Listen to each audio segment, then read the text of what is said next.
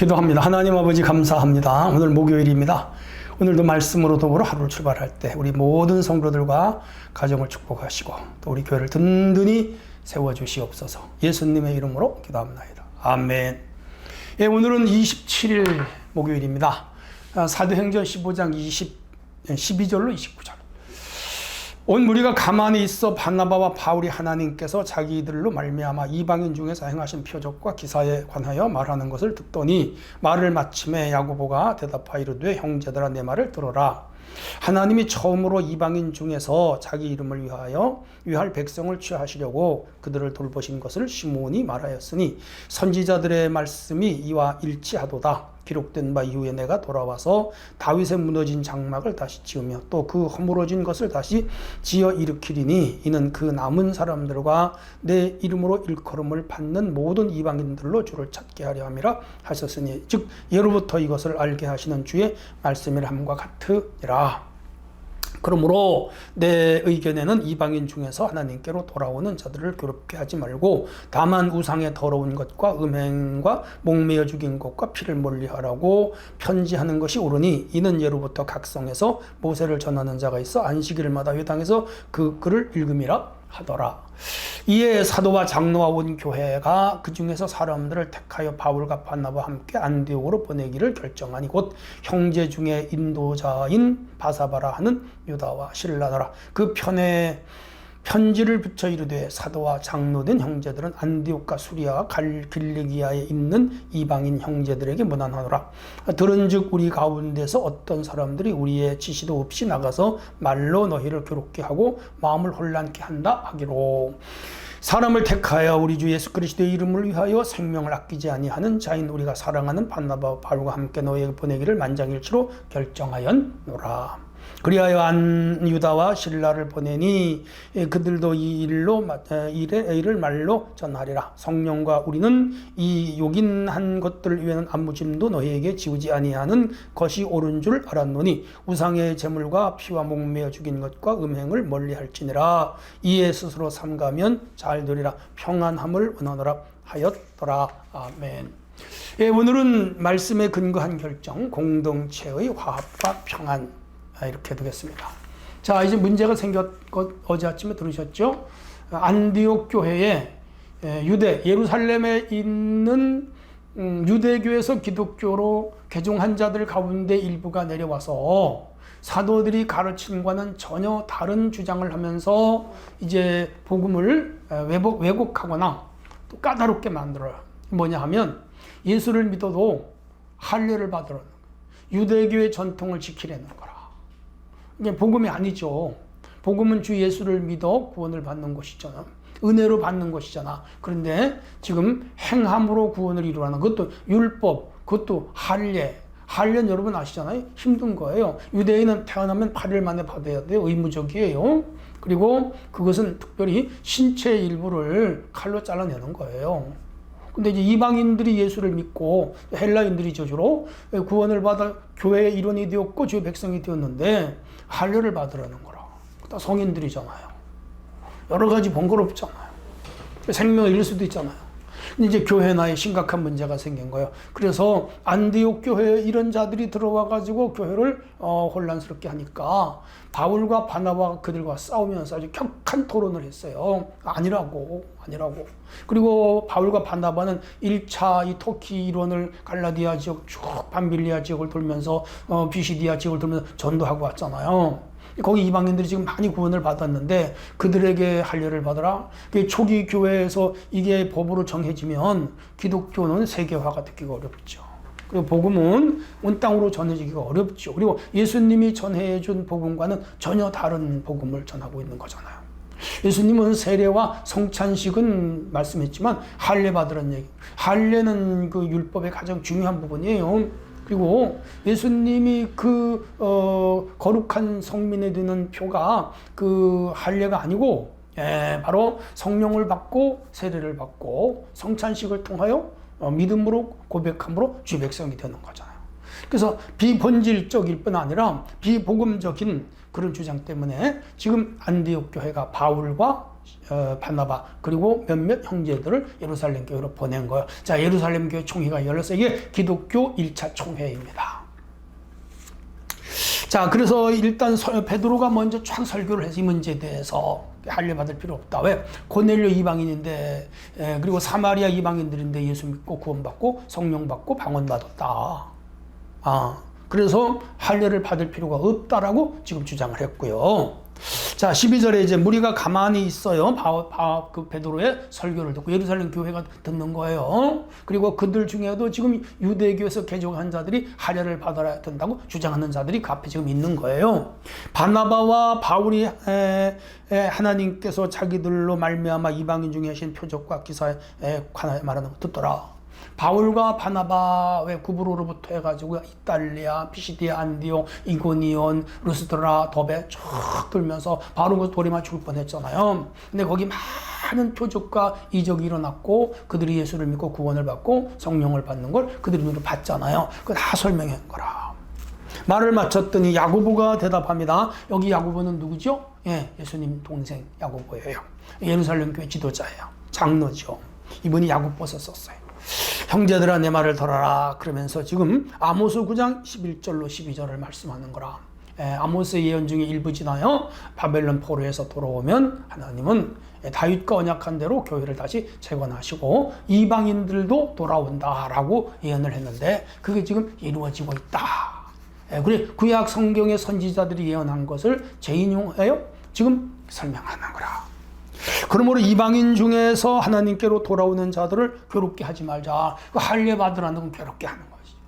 여러분 어느 날 뜬금없이 우리 한국에 있는 기독교 할례 받아라 그런다고 여러분 그거 그냥 있겠어요?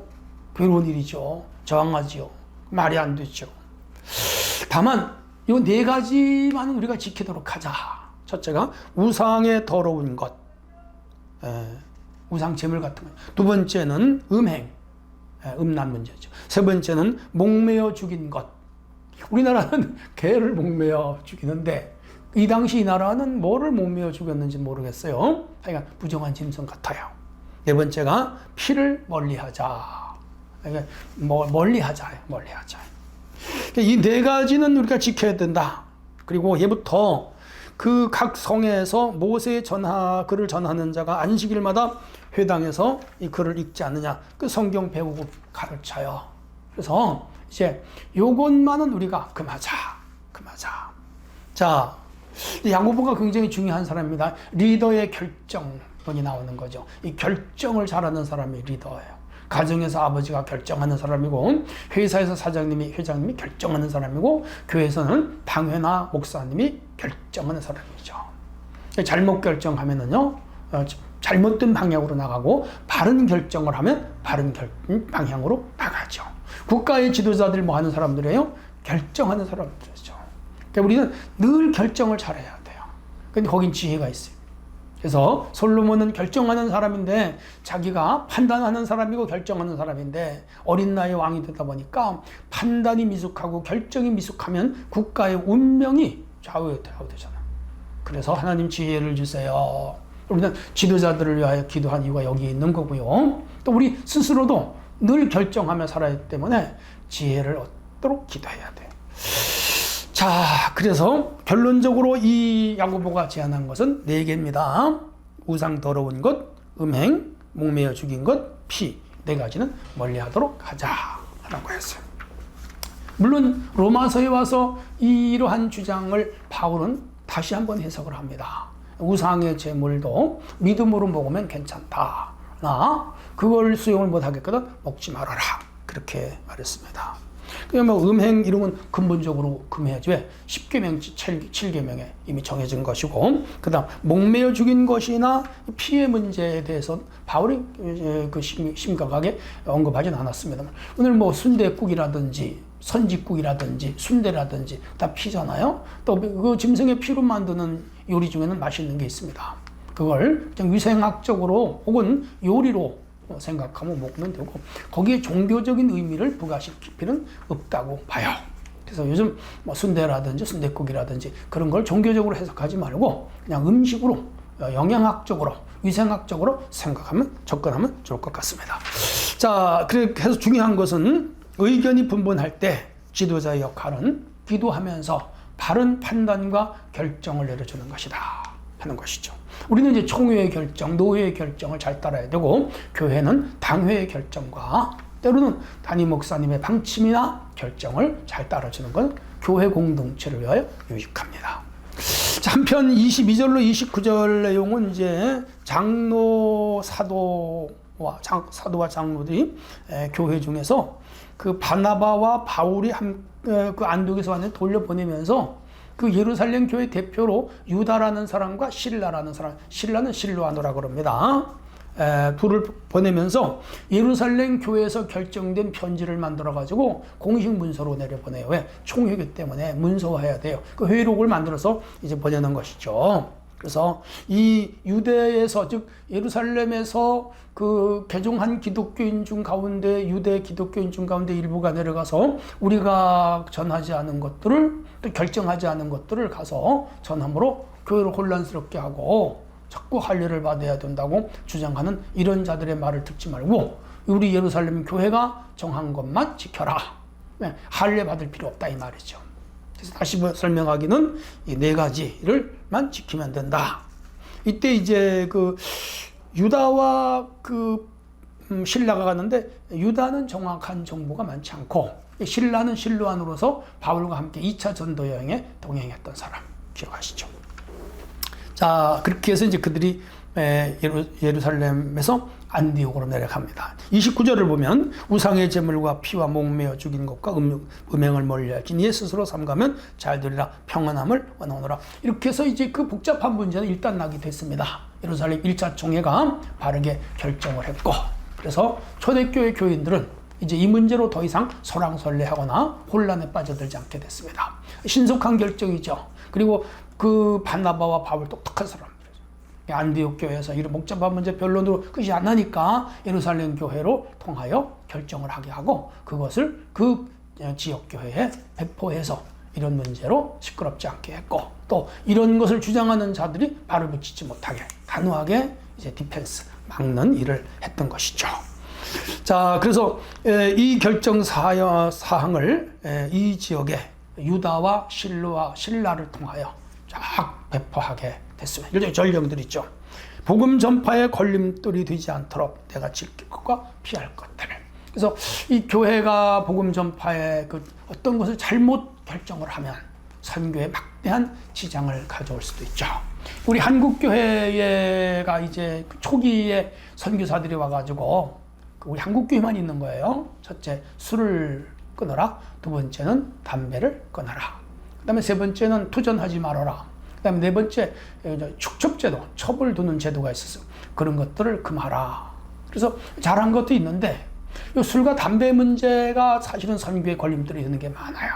한국의 일종의 그 문화인데, 이 문화를 그냥 기독교는 무조건 끊어버리라고 하니까, 오늘날 이게 죄의식을 갖는 분들이 많아요. 교회를 다녀도 진짜 비즈니스를 하거나 사업을 하는 분들은 피치 못하게 술을 먹어야 하는 경우가 있고, 인간관계, 친구관계 형성에도, 그리고 가족관계에서도 이것이 때로는 그 긍정적인 작용도 하고 부정적인 작용도, 순기능과 역기능이 있는데, 이걸 경건과 거룩으로 를 유지하기 위하여 무조건 끊게 함으로 인해서 선교에 막대한 지장을 가져온 것도 현실이기도 해요. 그렇다고 지금 와서 술을 먹고 담배를 피우라고 할 수도 없는 문제이죠. 그래서 어떠한 교회가 결정을 할 때는 좀 길게 멀리 내다보면서 심사숙고하게 하는 것이 참 중요하다, 그렇게 생각을 합니다. 어쨌든 간에 초대교회에 일어난 이런 문제를 잘 교통정리를 해서 다시 교회가 힘있게 전도하고 선교하며 성장해 나가는 돌파구를 열었죠. 이게 지도자들의 역할이죠.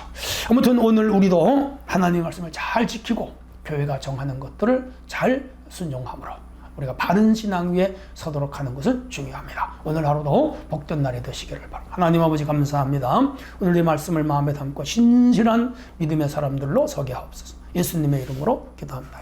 아멘.